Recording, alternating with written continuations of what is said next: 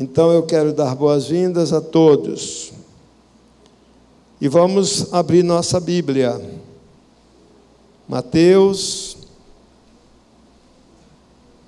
capítulo 13.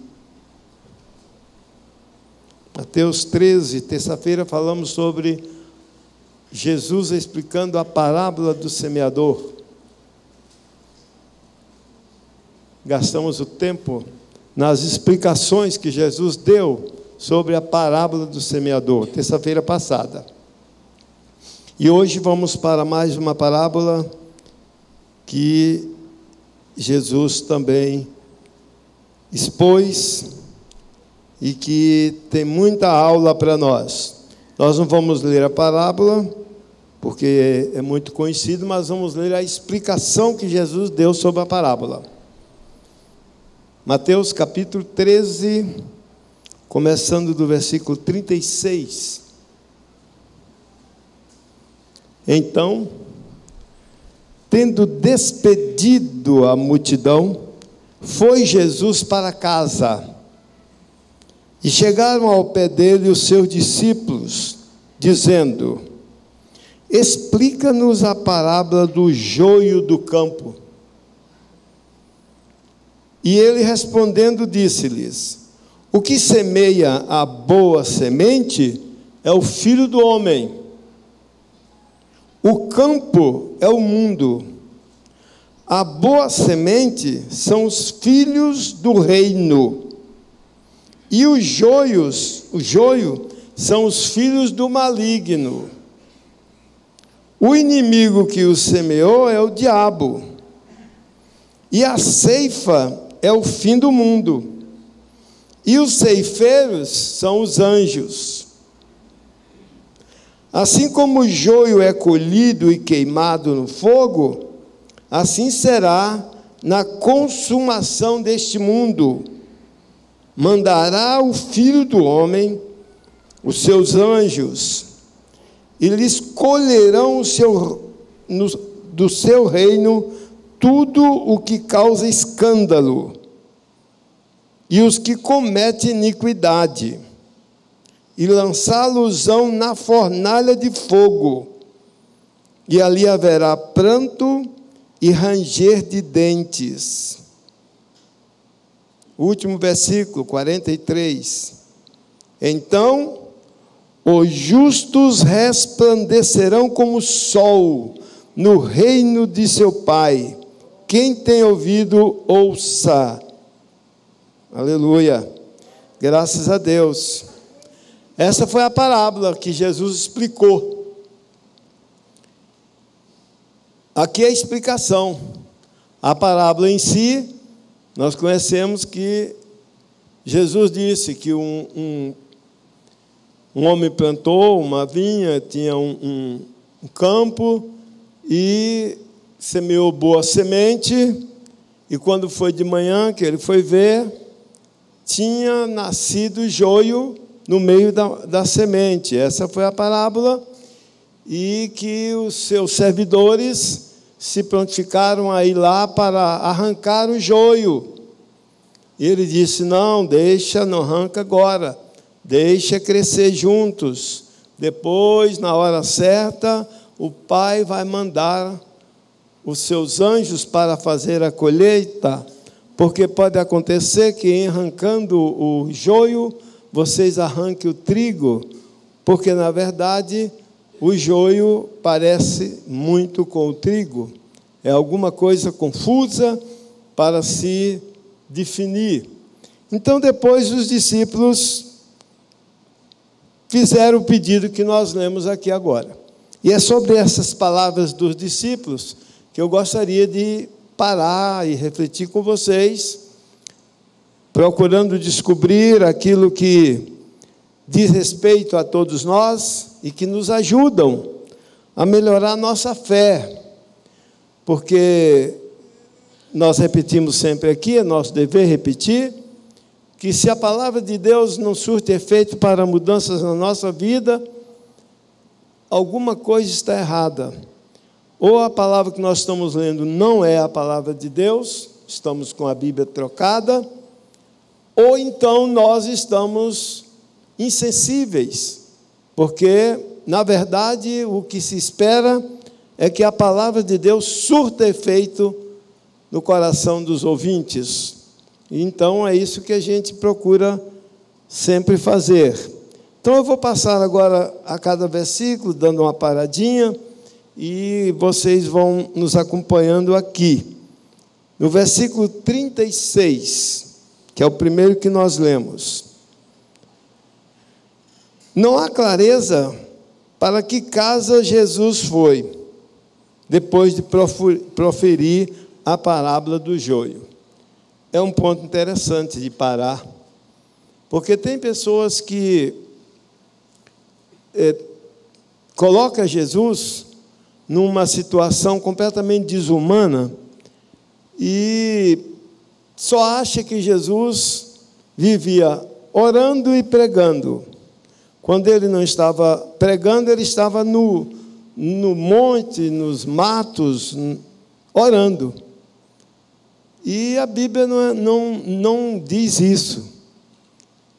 Nós temos que entender que Jesus ficou 3 anos e meio no seu ministério, e esses 3 anos e meio, se ele tivesse ficado somente orando e nas montanhas, seria uma coisa completamente desumana e a sua humanidade ficaria comprometida. Então, é muito importante explorar quando aparecem essas declarações que tiram a dúvida. Ele foi para casa.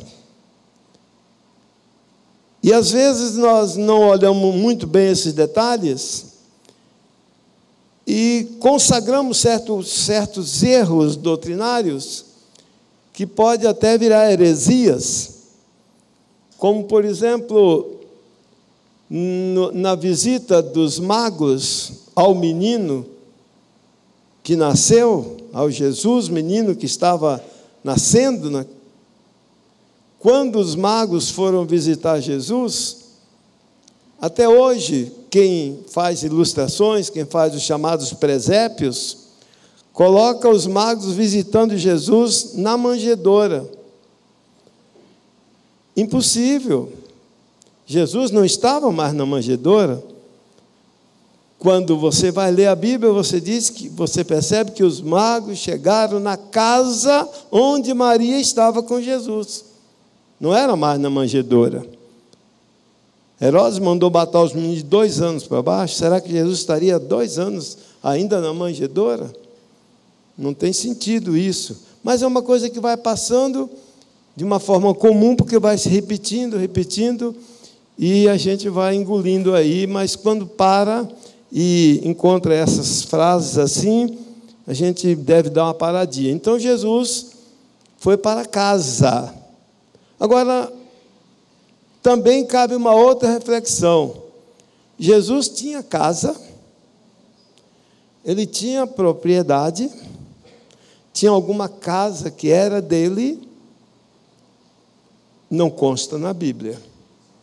Naturalmente, ele tinha uma casa onde ele pousava, onde ele parava, onde ele era recebido. A casa de Lázaro era muito frequentada por Jesus e seus discípulos. E outras casas que oferecia acolhida para Jesus. Mas isso não dá nenhuma autoridade a gente dizer que Jesus tinha uma casa aqui, uma propriedade aqui. Porque a finalidade dele não era essa. Ele não teve casa aqui dele. Nada aqui ele usou como seu, como propriedade.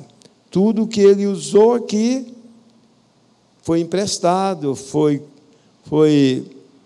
puxado para uso real, na autoridade de rei, em que ele precisou, ele mandou pegar e depois devolveu. Então, ele fez sempre isso, mas dele mesmo não consta que ele tivesse casa durante o seu ministério. Naturalmente, ele foi criado numa casa, naturalmente, ele trabalhava numa carpintaria, quando jovem, com seu pai que o criou. Então, era nesse sentido, ele era humano. Mas aqui nessa parábola, ele foi para uma casa que não se tem assim clareza na Bíblia, e os comentaristas também não dizem de quem era essa casa, para onde foi. A casa que ele fez a ceia, a última Páscoa, era um cenáculo muito bem preparado. E a história diz que era dos pais de João Marcos.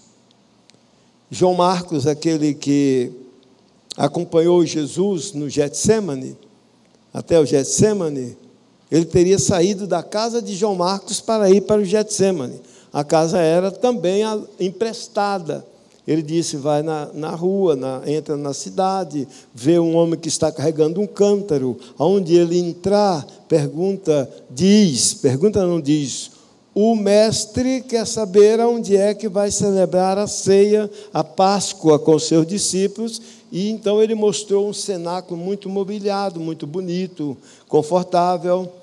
Isso também mostra que Jesus não era nenhum eremita que vivia no mato e só vivia de coisas, vamos dizer, do campo.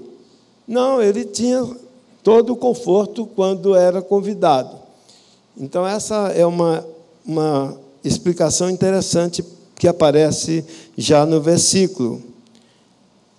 O que há de interessante aqui nesse texto, no primeiro versículo 36, é o interesse dos discípulos pelas explicações.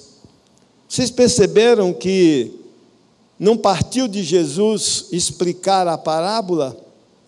Não partiu de Jesus, partiu dos discípulos. Os discípulos disseram, Senhor, explica para nós a parábola do joio e do trigo. Igual disseram também, explica para nós a parábola do semeador. E isso deixa uma aula para nós, irmãos. E é aí que a gente cresce. É quando a gente pega essas partes do texto que a gente lê e mede nossa vida pelo comportamento daqueles discípulos, porque aqueles discípulos não eram melhores do que nós. Eles chegaram primeiro, mas eles tinham os mesmos problemas que nós. E alguns deles tinham até problemas maiores do que nós. Problemas sérios. E eles tinham uma qualidade.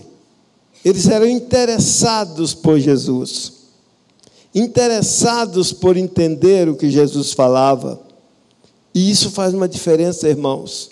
Uma diferença muito grande. Porque o nosso progresso espiritual, o fortalecimento da nossa fé, está pela forma como nós nos comportamos diante das palavras do Senhor. A Bíblia não tem nenhum efeito num coração que não a absolve, que não esconde a palavra. Então, nós temos que mostrar interesse pela palavra do Senhor, porque o interesse é que vai fazer a gente digerir as palavras, abrir as palavras para entender o que elas querem dizer. E assim vem o crescimento. E quando eu li esta questão aqui, me chamou a atenção isso, que os discípulos foi quem disseram, explica para nós. Explica para nós. Se lembra que um certo tesoureiro mor da rainha da Etiópia, rainha de Candace, rainha da Etiópia, que estava caminhando, quando o Espírito mandou Filipe para a banda do sul que estava deserta, e Filipe foi. Se lembra que ele estava lendo o profeta Isaías, e Filipe perguntou assim, entendes o que lês? E ele simplesmente não disse assim, não estou entendendo não. Ou, eu estou entendendo em parte. Ele não disse, mas ele disse assim, como eu posso entender se alguém não me explicar? Então ele mostrou interesse, né? E mandou parar o carro que naturalmente não era um carro nos nossos moldes de pensar hoje, não sei nem se era um carro puxado a cavalo, é bem provável que nem fosse daqueles carros do Egito, bem provável que não fosse. Mandou parar o carro e convidou o profeta para entrar, e o profeta explicou tudo o que ele precisava entender. Então, o interesse é muito importante. Se nós não nos interessarmos pela palavra de Deus, ela não vai mudar a nossa vida, não, irmão. Nós temos que interessar por a palavra. Nós temos que dizer, como o salmista disse: escondi a tua palavra no meu coração, para não pecar contra ti.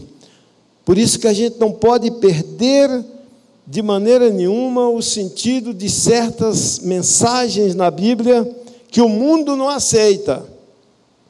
O mundo não crê, mas nós cremos. Nós temos que crer na inspiração da palavra de Deus. Pode não ser inspirada para quem quiser, mas para nós é a palavra de Deus inspirada.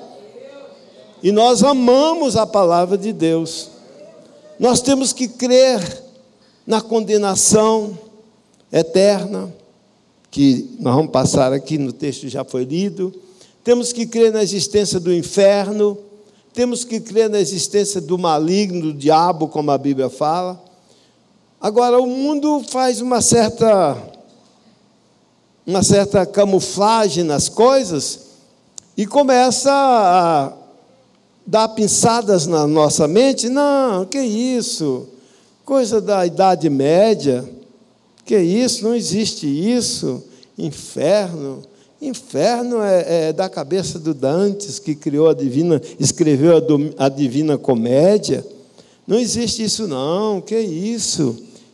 Isso é o mundo que a gente vive. Mas nós, os crentes, precisamos crer nas coisas que Jesus falou, que estão escritas na palavra de Deus, porque foram inspiradas para nosso bem. Mas depende de nós nos interessarmos por ela. Se não interessarmos, não vai fazer efeito, né? Carregada no bolso, em qualquer lugar do corpo, não vai fazer muito efeito. Então, esse interesse dos apóstolos pela palavra, pelas explicações de Jesus, é de muito destaque, né? Outra palavra que agora está no versículo 37. Aí aparece o Filho do Homem. Esse Filho do Homem que Jesus se refere aí, ele está se referindo a ele próprio. Ele não está se referindo a nenhuma outra pessoa. O Filho do Homem que ele está se apresentando é ele próprio. Jesus, ora, se apresentava como Filho de Deus, e ora se apresentava como Filho do Homem. E ele disse: vereis o Filho do Homem assentado à destra do Pai. Então, por que Jesus fazia isto? Para mostrar que ele era humano e era divino ao mesmo tempo. Que ele mantinha essas duas identidades naturalmente consigo. E ainda traz aí uma declaração, a teologia traz uma declaração que fere todos os princípios da contabilidade, porque diz que Jesus é 100% homem e 100% Deus. Aí parece que o pessoal do estudo das exatas entra em parafuso. Como é que pode? 100% homem, 100% Deus? Não pode. Mas essas coisas acontecem na palavra de Deus para nos chamar a atenção. Então, isso é muito importante, que a gente destaque para mover nosso interesse pela palavra de Deus. No versículo 38, Jesus explicou, e disse: o campo é o mundo. O campo é o mundo. Diversos sentidos para mundo. Existem vários sentidos para a palavra mundo. Quando nós falamos o mundo, nós temos que entender em que contexto nós estamos falando. Só para os irmãos relembrar isso que eu estou falando, eu sei que vocês sabem, mas a Bíblia diz: e Deus amou o mundo de tal maneira que deu seu Filho unigênito.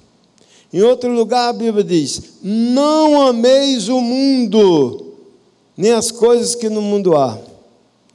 Em outro lugar a Bíblia diz que o Pai disse, que Jesus disse ao Pai: eu não sou deste mundo. E aí fica uma confusão tremenda, porque a gente fica, quais são esses mundos? Uma hora é para amar o mundo, outra hora não ama o mundo. Que confusão tremenda. Não tem confusão, meu irmão. É somente nós definirmos qual o sentido da palavra mundo. Nós temos o mundo cósmico, nós temos o mundo das pessoas, nós temos o mundo das ideias, nós temos o mundo das riquezas. Quando Satanás mostrou para Jesus toda a glória do mundo, ele mostrou a glória deste mundo físico, deste mundo da fama, desse mundo da riqueza, desse mundo das pessoas. Quando Jesus amou o mundo, ele amou o mundo das pessoas. E aqui nós precisamos entender que mundo é esse, porque Jesus disse que o campo onde foi semeada é o mundo. Estaria, por exemplo, o Senhor falando que o mundo todo está envolvido na sementeira da palavra de Deus, ou o Senhor está destacando um mundo específico de pessoas que já receberam a palavra, de pessoas que fazem parte da igreja, esse mundo de pessoas que Jesus começa a tratar e começa a falar que parece muito com joio, parece muito com trigo, não dá para aplicar para o mundo todo. O mundo todo é joio. Se fôssemos caracterizar essa parábola para o mundo todo, então o mundo todo seria o joio. Jesus está falando aqui de um mundo separado, de um mundo específico, de um mundo das pessoas que receberam a palavra na sua vida. A boa semente são os filhos do reino, são as pessoas que já foram influenciadas pela palavra do Evangelho do Senhor Jesus Cristo. Há uma diferença dessa semente aqui com a semente da parábola do semeador. Na parábola do semeador, a semente é a palavra. Semente jogada é a palavra, mesmo a semente jogada na estrada, jogada no meio do pedregal, jogada no meio dos espinheiros, é a semente. Mas aqui Jesus disse que não. Nessa parábola aqui, Jesus disse: a boa semente são os filhos do reino. São pessoas que já foram influenciadas pela palavra de Deus. Porque quando nós ouvimos o Evangelho, nós somos transformados pelo Senhor Jesus Cristo e nós passamos a ser semente do Evangelho. Nós passamos a ser mudados pelo Evangelho e nossos atos passam a ser outros atos influenciados pelo Evangelho. Você diz: mas isso está muito difícil, porque nem todo mundo que ouve o Evangelho muda seus hábitos. Por isso que fica parecendo com joio. Por isso que fica muito perigoso. No meio da igreja estão os sementes, que são os filhos do reino, e está também o joio. Olha o que diz aqui: a boa semente são os filhos do reino, são as pessoas que já foram influenciadas pela palavra do Evangelho do Senhor Jesus Cristo. O joio são os filhos do maligno, lançados no mundo, parecidos com trigo. É imitação. Existe joio em qualquer denominação. Aí agora, irmão, é que nós vamos entender. O joio não é lançado no mundo dos pecadores. O joio é lançado no meio do povo de Deus, no meio da igreja do Senhor, porque lançado no mundo não causaria nenhuma diferença. Lançados dentro da igreja faz a diferença, porque foi isso que chamou a atenção na parábola. O Senhor disse: foi plantado o joio, o trigo, mas o filho do maligno, os filhos do maligno, ou o diabo, lançou a semente do joio no meio do campo que é o mundo da igreja, o universo específico da igreja. Então agora é que entra a questão. A igreja é o lugar dos filhos do reino, da boa semente, aqueles que foram influenciados pela palavra de Deus. E quando nós olhamos assim, nós ficamos pensando: mas eu posso mesmo dizer que eu sou filho de Deus? Eu posso mesmo dizer que meus atos representam a minha pessoa como filho de Deus? Irmão, não compare o que você é capaz de fazer hoje. Dê uma passada na sua vida, uma repaginada na sua vida, e olhe a sua história antes de você ouvir o Evangelho. Quem era você antes do Evangelho? Você tinha as mesmas qualidades que tem hoje, ou alguma coisa mudou na sua vida depois que Jesus entrou no seu coração? Mudou alguma coisa? Você pode ser a mesma pessoa, mas você tem alguma qualidade em você que é fruto do Evangelho que você aceitou? Alguma coisa está mudando na sua vida? Eu tenho mais ou menos uma convicção, não perfeita, mas aproximada, de que todas as pessoas que estão aqui, que ouviram o Evangelho, sofreram alguma ação do Evangelho para mudar a sua vida em algum ponto.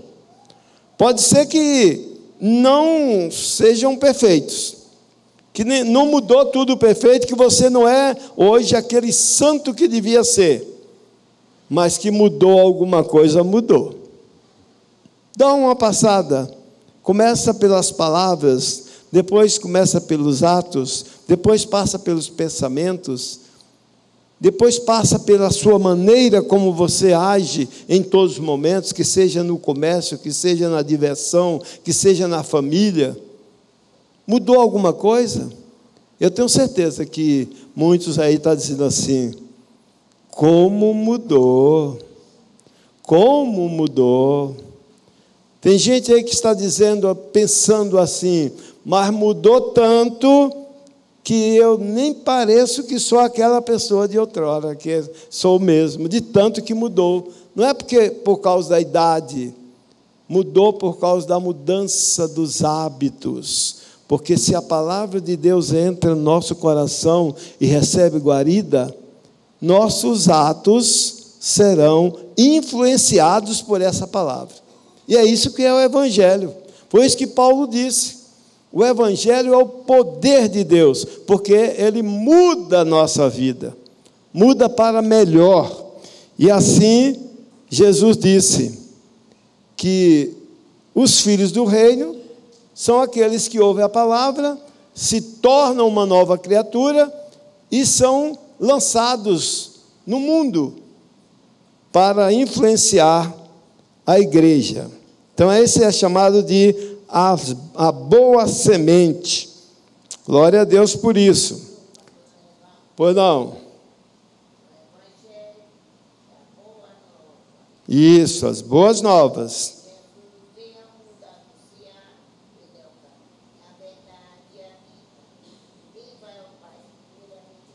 Amém, é verdade. Olha só, os joios são os filhos do maligno, lançados no mundo, muito parecido com o trigo.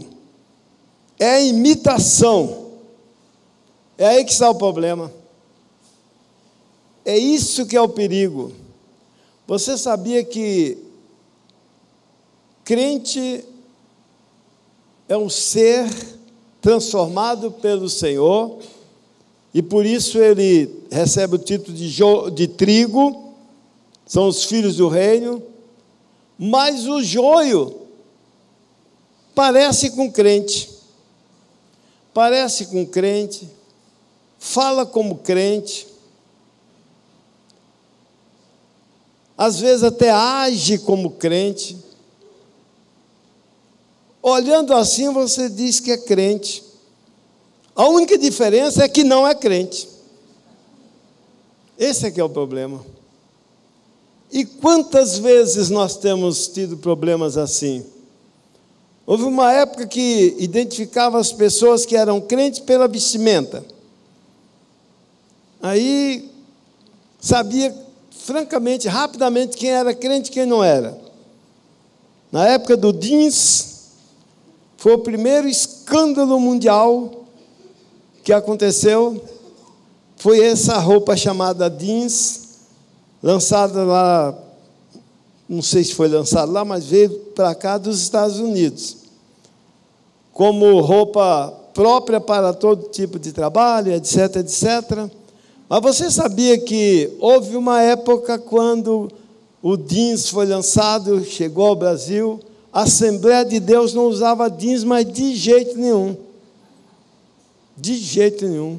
Quando você viu uma pessoa vestida de jeans, ou um homem ou uma mulher, já sabia, não é crente, porque crente não usa jeans. Que diferença muito simples, né? Será que tem sentido isso? Isso marca tanto, irmãos, marca tanto, que se eu contar uma coisa para vocês do meu particular, vocês não vão acreditar. Mas só para vocês perceberem o tanto que esses costumes marcam as pessoas, quando é para caracterizá-los como filho de Deus. Eu tinha uma vontade de usar o jeans, mas não era aceito. Aí, quando eu vim para cá, para Brasília, eu trouxe essa mensagem comigo e não usava jeans. Tinha no quartel um alfaiate muito bom. Você há de ver que eu comprei uma peça de jeans e mandei ele fazer uma calça para mim. Só que uma calça como se fosse calça social, só que de jeans. Toda com vinco na perna aqui do lado, o bolso igual essa aqui mesmo, uma calça social, só que de jeans, para eu matar aquele desejo que eu tinha, mas estava preso por uma doutrina, um princípio que não é bíblico, mas era criado pelos homens, mas os homens de boa intenção. Homens de boa intenção. E eu vestia aquela calça e andava em qualquer lugar, me sentindo uma pessoa que estava bem situado com a onda, mas não estava em desobediência à minha cultura, porque minha calça não era uma calça no modelo de jeans. Olha que confusão. Isso mudou, claro. Isso mudou, não tenho mais isso faz, muitos anos.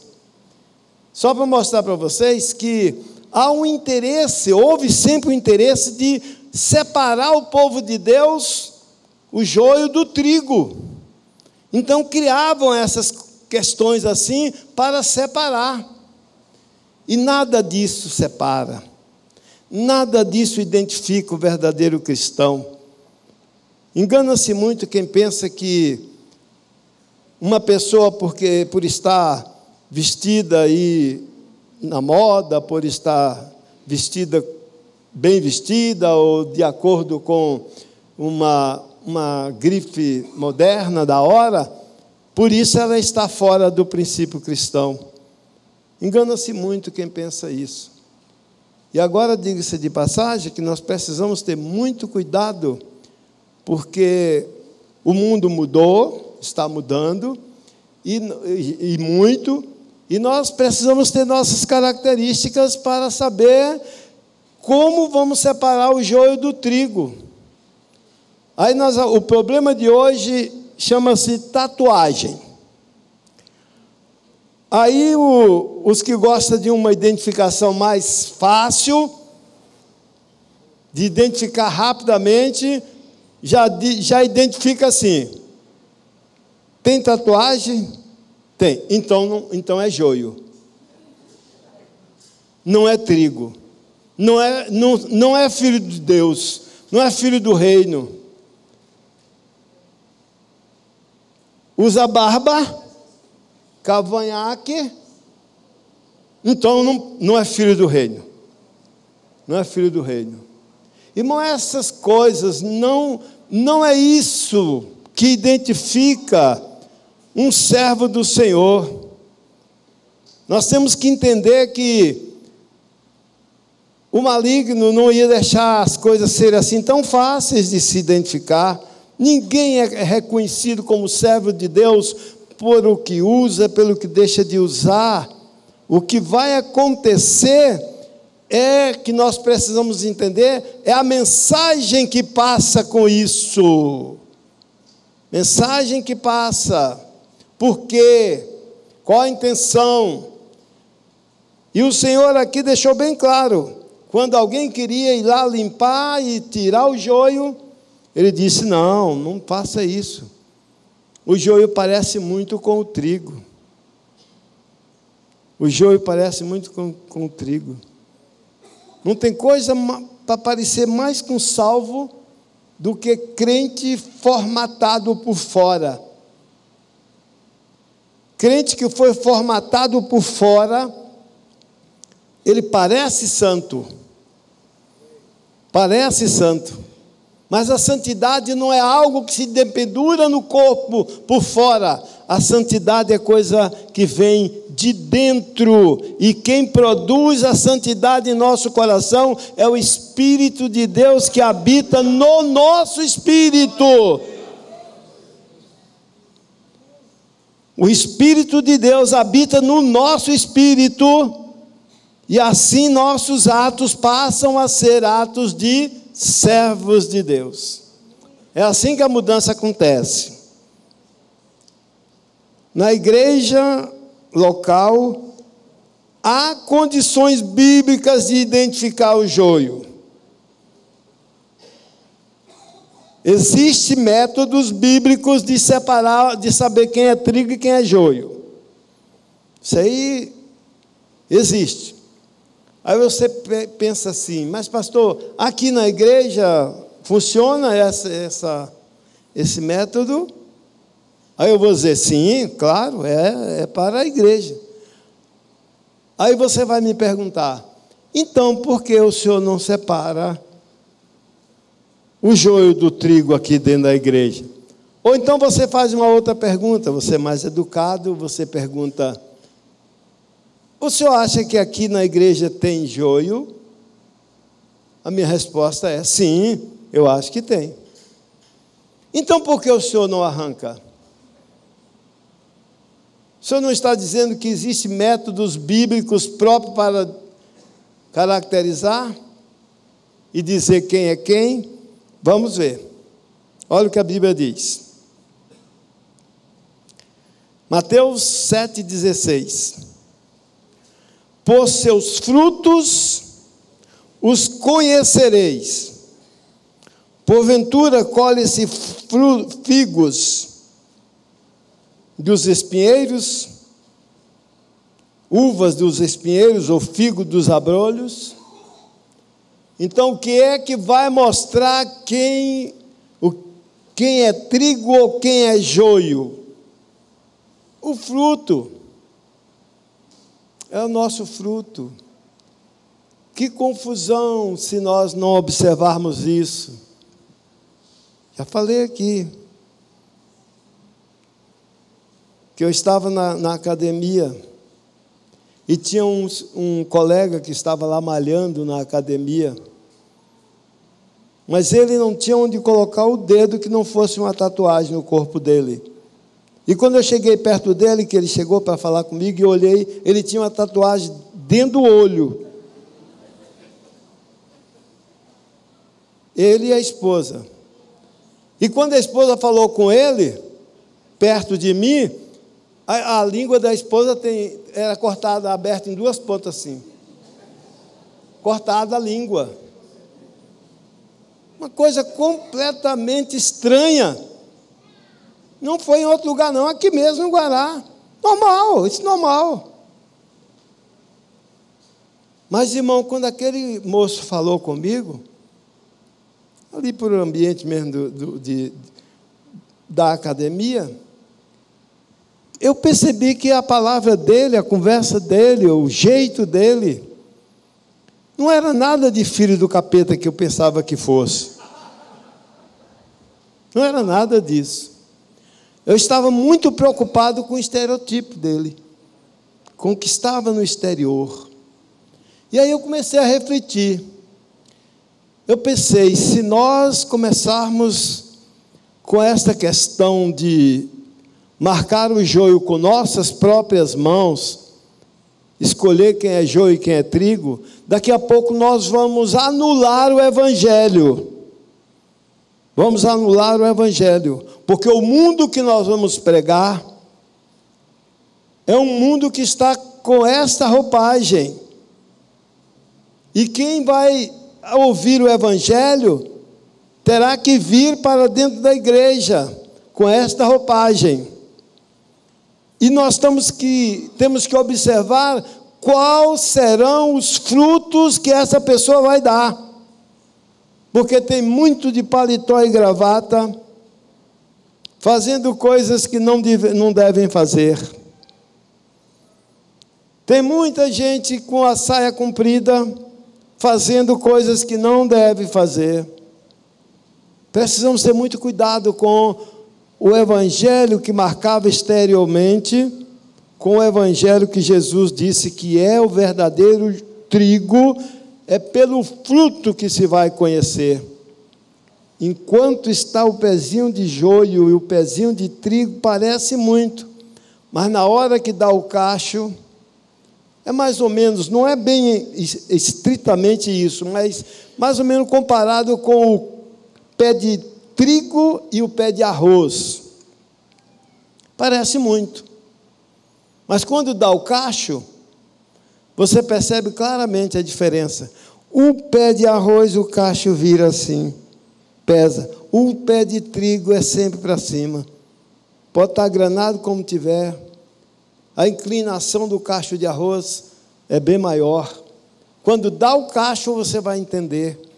Mas a aparência, a vida, tem muita gente confundindo. E o que tem de pessoas hoje no mundo, que serve-se desta imitação para fazer coisas erradas no meio da igreja, para surpreender os próprios crentes, que pensa que é, mas não é. Isso dá um problema sério. Então nós precisamos ter o quê? Uma afinidade com Deus, para que a gente possa conversar com as pessoas e começar a entender se essa pessoa é trigo ou se é joio.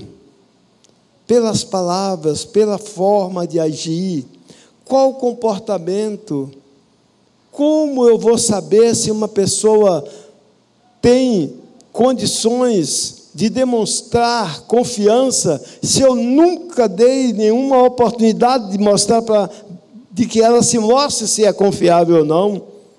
Então é preciso que a gente entenda essa questão com o povo de dentro da igreja, para a gente não ficar aí enganado, pensando que todo mundo é trigo ou pensando que todo mundo é joio. Isso é perigoso.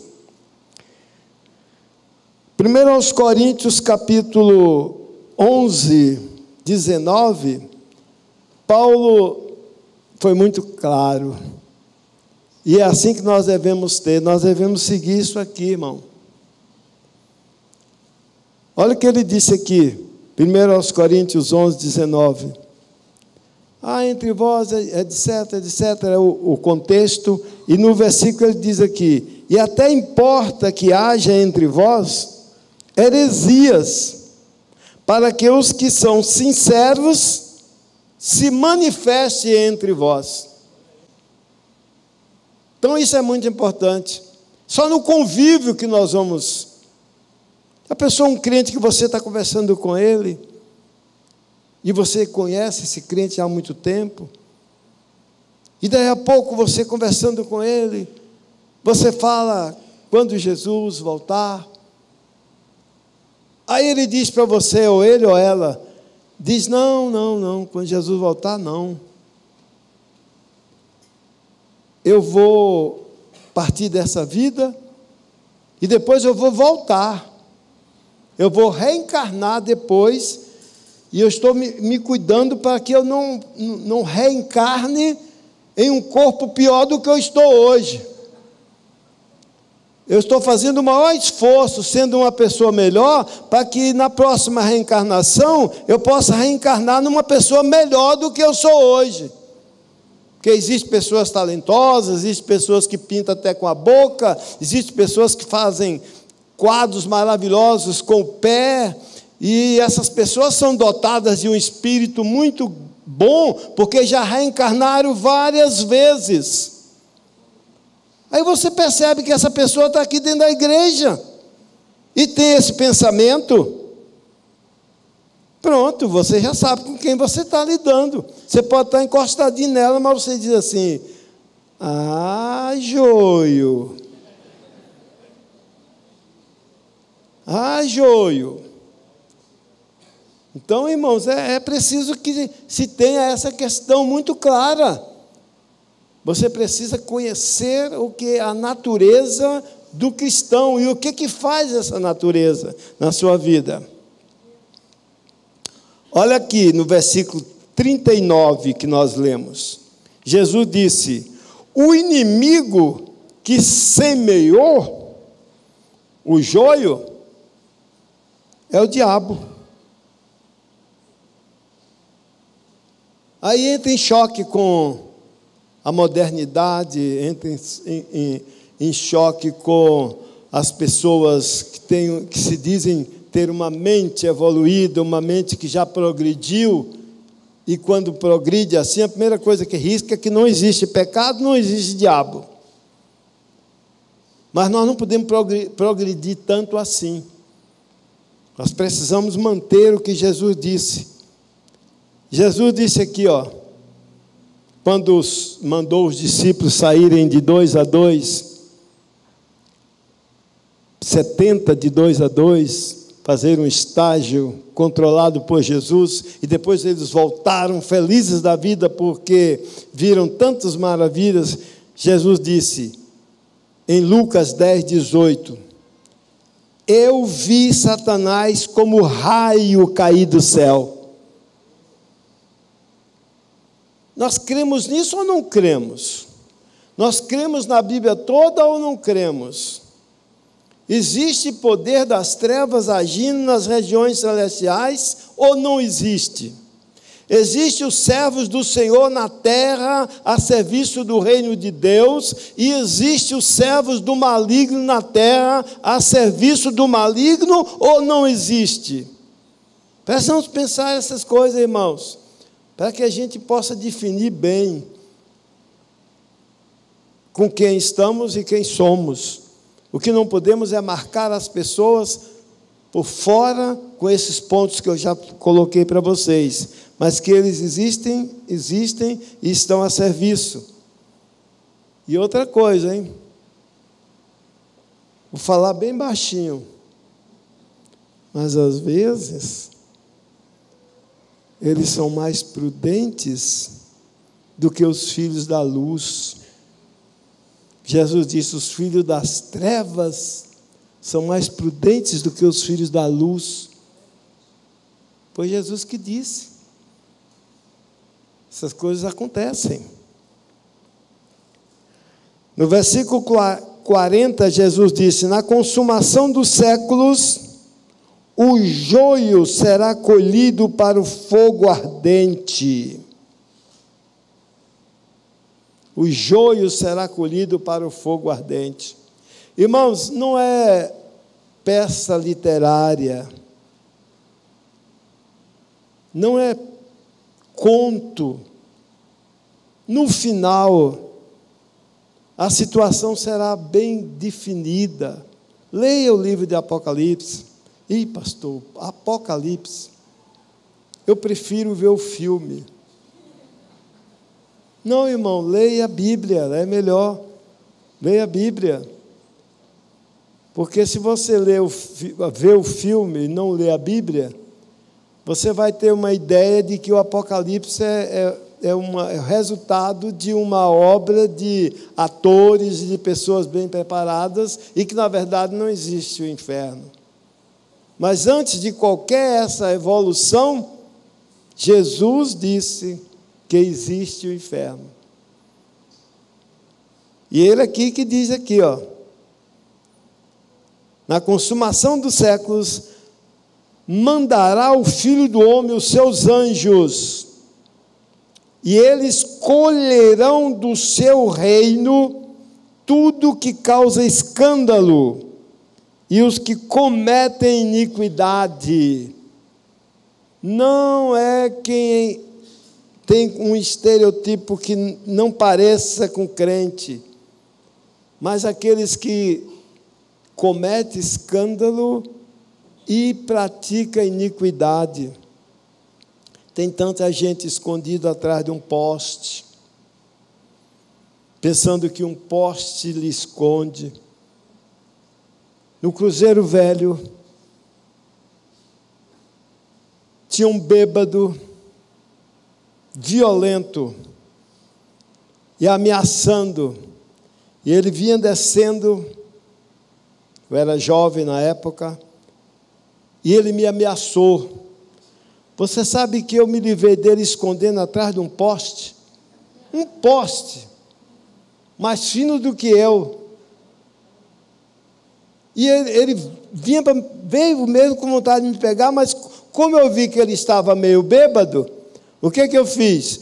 Eu fui escondendo atrás do poste. A maneira que ele ia fazendo assim, eu fui fazendo assim, até que ele estava vindo de cá, ficou para cá, e eu estava indo para lá, fui para lá, e ele ficou lá. Ele não viu, eu sumi de trás do poste. Então, tem pessoas que pensam que vão conseguir dar um jeito e ter sabedoria para se livrar da condenação. Mas, na verdade, nós estamos diante de um Deus vivo, cujos olhos são como chama de fogo, e que olha para dentro do nosso coração e vê o que nós temos no nosso coração. Aí você diz: então o senhor é daqueles pregadores que diz que Deus só quer o coração? Deus só quer o coração? Você está firmado na cadeira aí? Sou. Eu sou daqueles que pregam que Deus só quer o coração. Você diz: agora o senhor desviou geral. Deus só quer o coração, pastor? Só. Ele quer o coração. O que você entende por coração? Se você entregar seu coração para Deus, irmão, é tudo que Ele quer, só isso e mais nada. Do coração do homem é que vem tanta coisa. Se você ler na Bíblia, coração é centro das decisões, coração é centro das emoções, coração é centro da vontade. Se ele pega isso de você, ele entra, você quer entregar para ele seu coração, ele vai ser o primeiro na sua vontade, o primeiro nas suas decisões, o primeiro nas suas emoções. É ele que vai controlar o que sai do seu coração vai sair para a glória de Deus. Sua boca é uma saída do coração, e sua boca vai falar do que tem no seu coração. E se Jesus está no seu coração, você é um cristão perfeito. Cristão perfeito. Então isso é muito importante observar. Concluindo, ele vai colher, tirar todos aqueles que causam escândalos no meio do campo dele, e lançá-los na fornalha de fogo. Ali haverá pranto e ranger de dentes. Que mensagem difícil, que mensagem dura, irmãos. É verdade, é a palavra de Deus. Quanto mais você vê o tormento que será a condenação, dê glória a Deus, porque você é um cristão alcançado por Cristo e está livre disso. É isso que é muito importante para nós. E essa deve ser nossa maior preocupação. O verso 43, onde ele diz que o trigo será colhido para a glória de Deus. Aí o verso 43 diz: então os justos resplandecerão como o sol no reino de seu Pai. Os justos, aqueles que forem justificados por Cristo. Então o que nós precisamos hoje é justamente isso: procurar levar uma vida de sabedoria com como se comportar no mundo. Nós não podemos fazer discriminações, porque senão nós teremos problemas. Mas Paulo foi muito sábio. Ele deixou uma saída excelente. Ele disse que eu não tenho que selecionar pessoas com quem eu vou conversar, com quem eu vou falar, com quem vai ser a pessoa que eu vou trabalhar na sala dela. Não precisa. Você pode estar com todas as pessoas. Você pode conversar com todas as pessoas. Você pode almoçar num restaurante onde só você é crente. Não tem nenhum problema.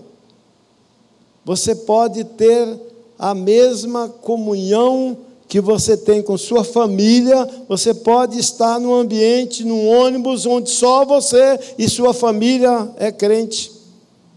Você não tem que fazer uma seleção das pessoas melhores para fazer parte do seu grupo e jogar fora as pessoas que têm marcas como prostitutas, homossexuais, pessoas marcadas pelo vício, pessoas que têm hábitos negativos, drogados, e você dizer: essas pessoas, com essas eu não falo, com essas eu não sento à mesa, com essas eu não entro no mesmo restaurante, com essas eu não entro no ônibus. Se vieram pedir um carro por aplicativo e vier uma pessoa dessa, eu não entro no carro. Irmãos, Paulo disse que o que nós temos que fazer, ter paz com a igreja, viver em paz entre nós e tolerar. Nós temos que entender que uma coisa é ter paz, outra coisa é tolerar. Um crente que quer acabar com as pessoas que não são crentes, um crente que quer jogar o joio no inferno, é um crente errado. Ele não pode fazer isso. Quem vai fazer isso é o Pai no dia certo, é Ele, porque Ele tem uma questão que nós não temos. Você sabia que Ele pode transformar joio em trigo? Ele pode transformar joio em trigo. Essa transformação é muito profunda. Só Ele pode fazer. E tem muitos aqui que eram joio na época passada e hoje são trigo na presença de Deus. Então, Não podemos de maneira nenhuma mudar esse pensamento. Esse carnaval passado agora, nós estávamos lá na Nação Santa, graças a Deus, lá nem televisão tem. Mas quando chegou em casa, jornal daqui de Brasília, o Bom Dia DF, passou bloquinhos de criança, tudo fantasiado, com o rosto pintado, aquela coisa. Você sabe, quando eu olhei aquilo, a minha santidade extrema, a minha santidade aparente, que está aqui na frente, imediatamente reprovou.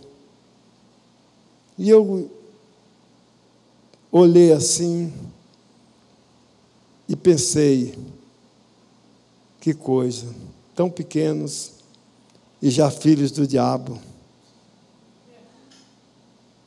Mas naquele momento eu recebi uma repreensão profunda na minha vida. E eu lembrei de 1960. E no meu espírito veio exatamente o que eu era naquela época, exatamente isso que as crianças eram hoje, são hoje. Eu me vi naquela idade que era a minha história real, nos matinês de Boa Vista de Tupim, com lança-perfume, que hoje é proibido, naquele tempo não era, tubo de metal, daquele tubo de metal. Imediatamente eu me repreendi a mim mesmo. Não são filhos do diabo. São pessoas que podem ser transformadas em trigo. São pessoas que podem ser transformadas em trigo. Então, irmãos, vamos olhar para o mundo com definição. Não vamos olhar para o mundo como quem está procurando uma maneira para se enquadrar. Nós já estamos enquadrados. Não vamos olhar para o mundo como quem está procurando a verdade. Nós já estamos na verdade. A verdade é Cristo. E nós estamos no que é verdadeiro. Nós estamos no Filho de Deus. Agora, não vamos querer limpar a igreja, tirar o joio. Se eu fosse tirar o joio, ainda bem que Deus não deixou pastor nenhum fazer isso, porque os pastores que tomaram a decisão de fazer limpeza na igreja, que problema. Acabou meu tempo. Mas se você me der um minutinho, só um minuto, que problema. Houve uma época que um pastor muito dedicado, muito amante da santidade, pessoa de uma índole pura, de um caráter ilibado, tomou uma decisão que crente que tivesse televisão não estaria em comunhão. Marcou a data, obreiro que tivesse televisão perderia a credencial de obreiro. Marcou a data. Tempo passou, logo, essa coisa não foi para frente. E o pastor que criou isso, tinha uma televisão na sala e outra no quarto. Aí você diz, pastor, onde foi isso? Aqui no Guará. Aqui no Guará. Nessa igreja aqui, não. Mas aqui no Guará. Só para mostrar para vocês que nossas marcas não caracterizam quem é servo de Deus e quem não é. Porque aquilo que eu tenho por errado hoje, amanhã eu poderei estar fazendo o que eu hoje condenei. Então vamos pedir, deixar que o Espírito de Deus nos marque e vamos procurar o máximo possível dar fruto que dignifique o nome do Senhor. Me desculpe, passei 2 minutos hoje.